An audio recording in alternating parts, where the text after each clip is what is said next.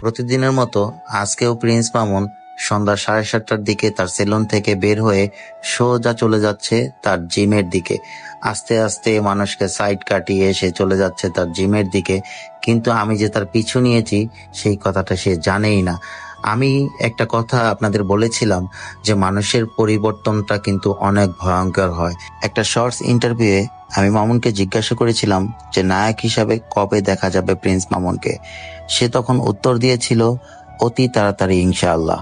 সেই জন্য সে তার নিজের বডি স্ট্রাকচার সম্পূর্ণ পরিবর্তন করছে জিম করে।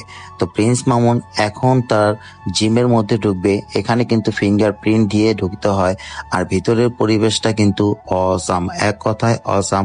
জিমে ঢোকার সাথে সাথেই কিন্তু প্রিন্স মামুন তার লকারের চাবির জন্য চলে গেল ডেস্কটপে, আর সেখানে গিয়ে একজনের সাথে হ্যান্ডশেক করলো এবং তার চাবি নিয়ে সে এখন চলে যাবে তার লকারের দিকে। কিন্তু আপনারা যারা এই জিমটি না চিনেন তাদের মনে হয়তো কৌতূহল জাগবে প্রিন্স মামুন কোথায় তার ফিটনেস ঠিক করতে যায়, কোথায় অবস্থিত এই জিমটি। আপনাদের সুবিধার্থে জানিয়ে দিচ্ছি, এই জিমটি হচ্ছে বসুন্ধরা সংলগ্ন এরিয়াতে যে যমুনা ফিউচার পার্ক আছে, সেই যমুনা ফিউচার পার্কের পকেট গেট সংলগ্ন, মানে হচ্ছে আবু সাইদ গেটের পকেট গেট সংলগ্ন যে কাচ্চি ভাই রেস্টুরেন্ট আছে, সেই রেস্টুরেন্টের উপরে cherry drop fitness and lifestyle, এই জিমটিতে প্রিন্স মামুন প্রতিদিন জিম করতে যায়। প্রোটিন না,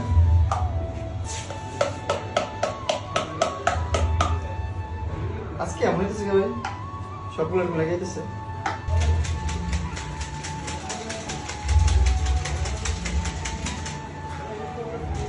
এটা করে বানাচ্ছি ভাই, এবার থাকবে এমন করতেছি। কি করস? এই যে ভাই প্রোটিন শেক করতেছি। শেষ প্রোটিন শেক ফ্রিজে ধুয়ে দিই, ঠান্ডা হতে থাকুক। আমি ওয়ার্কআউট শেষ করে পরে প্রোটিন নেব। এখন পানি দিই। আমার বোতলটা কিন্তু ইউনিক।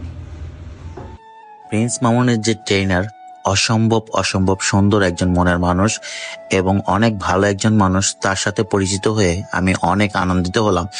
আর তার ফিটনেস দেখেন ভাই, এত সুন্দর, মাশাআল্লাহ।